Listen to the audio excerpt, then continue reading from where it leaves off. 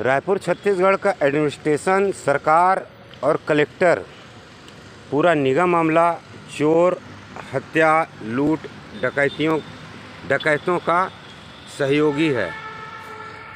इतनी बातें बताने के बाद भी ये देखिए यह मकान की स्थिति, यह इस बिल्डर द्वारा निरंतर इस मकान को तोड़ने की कोशिश, ये देख रहे हैं आप, यह इस बरसात में संभवतः तोड़ने की पूरी तैयारी है।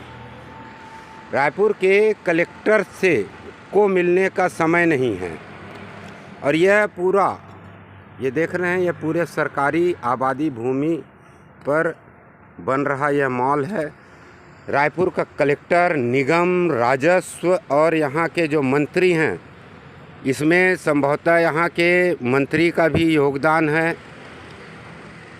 यह हत्यारा होगा। यह इस मकान की स्थिति को आप देख सकते हैं कि यह टूट गया है और पानी जैसे ही गिरता है तो यह पूरी मिट्टी भसकेगी और इस मकान पर काल के बादल छाए हुए ही हैं। अब वो कब उमड़ेंगे। रायपुर के कलेक्टर, एसपी, चोर चमारों की जमात, लुटेरों और डकैतों के सहयोगी, इस पर ध्यान दें। यह शासकीय आबादी पट्टा, मुख्यमंत्री आवास पट्टा की भूमि रही है। यहाँ एक बस्ती रही है पूरी, और यह किस विधि, किस कानून के तहत यह सारा प्रोसीजर और यह माल का निर्माण और यह भूमि को अधिग्रहित किया गया है, यह कानून की ऐसी तैसी, न्यायालय की ऐसी की तैसी, ये बिकाऊ न्यायालय तो संभवतः अपराधियों के संरक्षण और सुरक्षा का शरणगाह है। यह किस विधि से और किस कानून से इस मॉल को परमिशन दिया गया है, इसका नक्शा पास और यह भूमि अधिग्रहित की गई है, यह पूरा जांच का विषय है।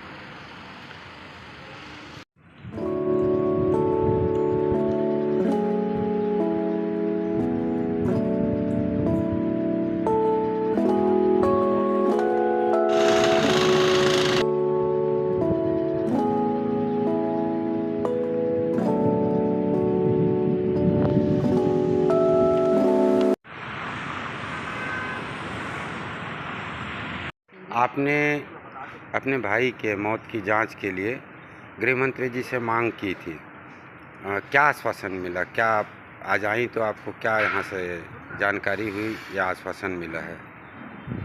गृह मंत्री जी मुझसे तो नहीं मिल पाए हैं, लेकिन ये मेरे को खबर दी है कि जो मेरा आवेदन है, मेरे भाई की हत्या की जांच और बिल्डर द्वारा 200 करोड़ की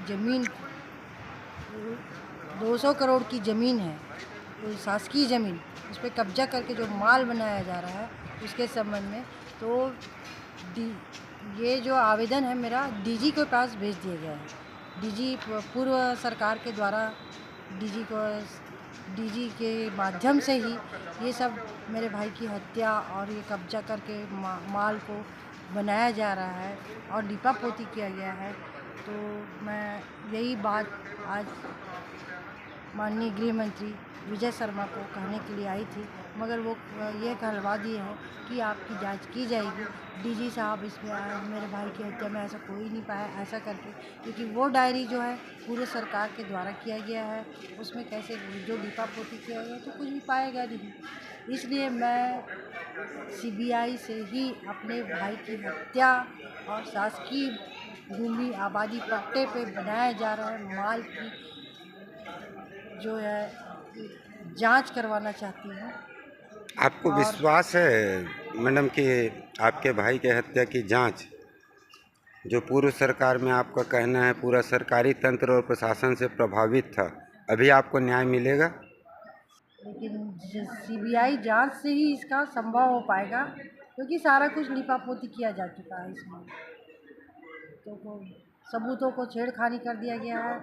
हम लोग जो घर से हमारे सब मोबाइल लूटा गया है, सीसीटीवी का हार्ड डिस्क लूट के ले गए हैं, वो सबूतों को नष्ट कर दिया गया है और हमको दबाव दिया जा रहा है कि हम अपना मोबाइल सीसीटीवी वो वापस लेकर तो जब तक हमसे उसमें से सीसीटीवी फुटेज सारा सब निकाल के नहीं दिया जाएगा, रिकॉर्डिंग वगैरह, हम कैसे कहें कि न्याय मिल पाएगा करके। अभी तो हम आपको किस किस पर शक है इस आपके भाई के हत्या से रिलेट के लिए?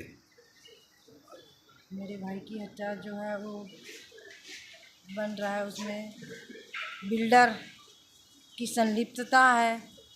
धवल गादिया, मदन बागड़ी, अनिल गुप्ता, SI महेश्वर लाल देवांगन, श्रुति सिंह, बिल्डर का जो आदमी है दीपक सिन्हा,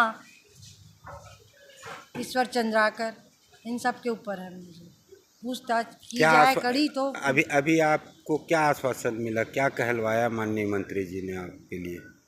माननीय मंत्री जी सिर्फ इतना बोले हैं कि जो है आपका कार्रवाई किया जा रहा है, देखा जा रहा है, जांच की जाएगी, बस इतना ही सब बोलवा दिए हैं। उनके जो अनंत जी हैं उनके माध्यम से बोलवा दिया गया है मेरे को। मेरे पति को पीछे से जान से मारा गया है, पीछे से, और कहीं पे भी चोट का निशान नहीं है। शरीर में कहीं पे भी किसी खरोच चोट किसी चीज़ का निशान नहीं है। पीछे से वार किया गया है। पीछे से कहाँ वार किया गया था? पीछे से सर के पास, कान में, पूरा पीछे से ऐसे मारा गया है। वहाँ से पूरा ऐसे मारा गया, पता न चले ऐसा। पड़े हुए थे और उनकी जान इन्हीं लोगों ने ली है, ये तो मुझे पता है। और ये जान लेने वालों को सख्त से सख्त सज़ा मिलनी चाहिए, जो भी इसमें शामिल है। सुश्री अंजू गुप्ता जी, जो भारतीय न्यायिक व्यवस्था का एक अंग हैं और न्यायाधीश पद पर विराजित रही हैं, और आप हैं श्री निर्मल दुबे जी। सोशल मीडिया में आपका वीडियो और प्रशासन और शासन के लिए कुछ बातें आपने कही थी और हथियार उठाने की बात की थी। इस पर हम जो छत्तीसगढ़ राज्य परिषद के प्रदेश अध्यक्ष हैं, आज हम अपन बहनी से मिले बर आए हैं। हमारे बहनी जो हैं तो शासन प्रशासन स्वयं न्यायाधीश है, जीवन भर न्याय करत हुए आए हैं लोगन से। आज वो है न्याय के लिए तड़पत है। आज ओकर सन प्रशासन के ऐसा डंडा चलत है कि आज पुलिस प्रशासन का हर प्रशासन ओकर पीछे पड़े हुए है, ओकरे घर लग गिराए बर। तो का है कि आज हमारे बहनी हथियार उठाए के बात करत है। ये हथियार उठाए के बात करत है तो हम सीधा न्याय व्यवस्था के ऊपर तमाचा है। आओ ये जो हमारा प्रशासन है, वो प्रजातंत्र जो है, एक ऊपर पेशाब करे जिसे है। ये हथियार उठाए के मतलब जो ना जीवन भर न्याय करे, वो आज हथियार उठावा तो मतलब ये कौन सा प्रजातंत्र शासन और प्रशासन है? ये पूरा भ्रष्टाचारी भरे पड़े हुए हैं। ये कार्य में पूरा भ्रष्टाचार है। मैं जांच कर बड़े बड़े आदमी मन फंसी। एक न्यायाधीश के एक न्यायाधीश पद पे रहे हुए व्यक्ति के साथ ये हो गया। वो हथियार उठा के बात कर रहे थे, आपके क्या प्रतिक्रिया है? ये सीधा नाकामी है, प्रशासन के नाकामी है, सत्ता के नाकामी है। ये प्रशासन के कहना चाहिए ये भ्रष्टाचारी है, ये पूरा मिली भगत है ना। नोट पानी के लेन देन है ये पैसा तंत्र है, प्रजातंत्र नो है। प्रजातंत्र नाम की है, प्रजातंत्र में तो पैसा फेंको सब लोग खरीद ले। ये कौन सा प्रजातंत्र है भाई? है ये तो सीधा लूट है। मतलब पैसा जगह की रहे वो कुछ भी कर सकते, पैसा जगह पास है वो कुछ भी कर सकते। न्याय बिकता है, न्याय बिकता है। बोलो खरीदोगे? पुलिस के बारे में आपकी क्या राय है? वो भी बिकाऊ है। पुलिस जब मजिस्ट्रेट को नहीं छोड़ रही है, जान रही है कि ये मजिस्ट्रेट है, उसके बाद इनको उठा के और अंदर करके और 2 दिन और 3 दिन बाद जेल में रख के छोड़ना, मतलब खुद वो मिली हुई है, वो खुद वो उनसे मिला हुआ है और सारे काम ये सब मिली भगत में चल रहे हैं। ये तो कलम पकड़ने की मन ही नहीं लग रहा है। ऐसा लग रहा है कि मैं बंदूक ही पकड़ूं, वही ज़्यादा बेहतर है। जिस तरह से मैं भुगत चुकी हूँ, चाहे वो न्यायिक क्षेत्र हो, चाहे प्रशासनिक क्षेत्र हो, चाहे आपके जुडिशियल साइड हो, तीनों जो क्षेत्र है, चाहे पुलिस प्रशासन हो, सभी जगह जो है मुझे कहीं पर भी न्याय की उम्मीद नहीं लग रही है। भाई की हत्या होने के बाद भी ज़मीन का हरकत कर रहे हैं। आदमी ज़मीन को आज नहीं कल खरीद सकता है, लेकिन जब किसी की जान ले रहे हैं, जान को तो वापस नहीं दिया जा सकता है, और वो सबसे बड़ा अपराध है। तो उसके आधार उस पर कार्रवाई किया जानी चाहिए। जब एक जानवर को आप मारते हैं तो उसके लिए धाराओं का प्रावधान है, तो इंसान की हत्या कर दी गई है और उसमें पूरा सारा सभी के सभी मौन है। पुलिस प्रशासन हो, चाहे आपके न्यायिक प्रशासन हो, चाहे प्रशासनिक व्यवस्था हो, सभी के सभी कोई भी कार्रवाई नहीं कर रहे हैं। उल्टा और हमारे ऊपर ही कार्रवाई कर रहे हैं, हमारा मकान को तोड़ रहे हैं। बताइए ये क्या तरीका है? किसी की भी हमारे नाली को ये तो समस्त न्यायिक व्यवस्था पर तमाचा है, औद्योगिकवाद का, धनवाद का, धन बल का। ये जो आपके जोन वाले हैं, हमारे मकान का 2 आईडी बना दिए हैं। 2 आईडी बना के एक दूसरे हिस्से पे हम फर्जी सर्टिफिकेट वाले का नाम दर्ज कर रहे हैं और उसको क्या कहते हैं, बिल्डर को दे रहे हैं। बिल्डर किसी भी तरीके से हमारे मकान आप तो ये पूरे भूमि पर प्रश्न चिन्ह उठा रहे थे। पूरा आबादी पट्टा वाला एक जगह है, खसरा क्रमांक 427 आबादी पट्टा वाली जगह है, और इसमें भी पीछे जो है शासकीय भूमि शामिल है।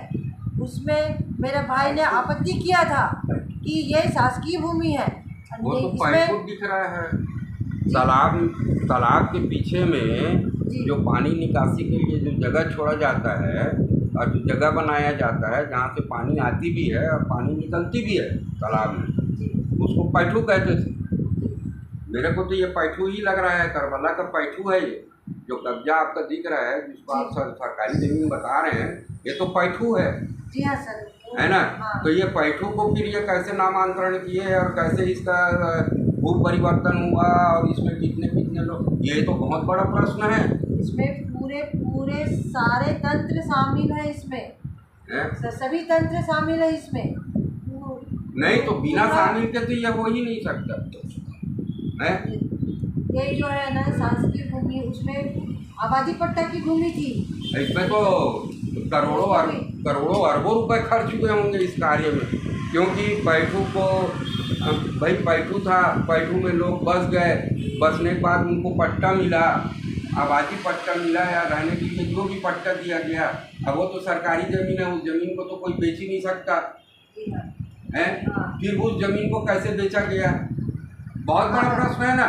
पैठू है, पैठू तो पूरा सरकारी जगह होता था, तालाब भी पूरा सरकारी होता था, तो फिर ये इतना बड़ा घोटाला कैसे हो गया? ये पैठू को कैसे बेच दिया? और वो तो है जो, ये तो बहुत बड़ा जांच का विषय है, ये बहुत बड़ा जांच का विषय है, ये बहुत बड़ा घोटाला है और बहुत बड़ी इसमें माफियागिरी है। छोटा मोटा माफियागिरी नहीं है, ये तो दिख रहा है पूरा सार्वजनिक गली नाली सब चीज पे कब्जा किया है। और जिनको यहाँ से हटाया गया अनुशंसा करके, तो उनकी जमीन को फिर इनके नाम से कैसे दे दिया गया? जिनको हटाया गया प्रशासन की बिना मिलीभगत की तो नहीं, बिना मिलीभगत की कुछ नहीं हो सकता। पूरा सरकार की मिलीभगत है ये। तो अभी वर्तमान सरकार को जांच करनी चाहिए इसमें। वर्तमान सरकार से हम जांच की मांग भी कर चुके हैं, है ना? इसमें तो बिल्कुल भी लेट नहीं करना चाहिए राजस्व विभाग को, तुरंत इसको संज्ञान में लेके तत्काल इसको कार्रवाई शुरू कर देनी चाहिए। अब बिल्डर का प्रभाव के कारण कोई कार्रवाई नहीं हो पा रही है, यही हमें लगता है। ये जो है बहुत पैसे वाला पैसा तंत्र है, पैसा तंत्र, प्रजातंत्र नहीं। आजा रायपुर का मालिक है। छत्तीसगढ़ के मुख्यमंत्री माननीय विष्णुदेव साय जी, आप इस राज्य में सुशासन की बात करते हैं। यह मामला संज्ञान लीजिए कि एक को भटकाया जा रहा है और यह रात रात काम चलते, ये देख लीजिए। इस दीवार को तोड़ दिया गया है और इस पर विवाद है। यह संपूर्ण मॉल जो है वो आबादी की भूमि पर निर्मित है। यह पूरा मॉल आबादी की भूमि पर निर्मित है, आबादी पट्टे की भूमि में।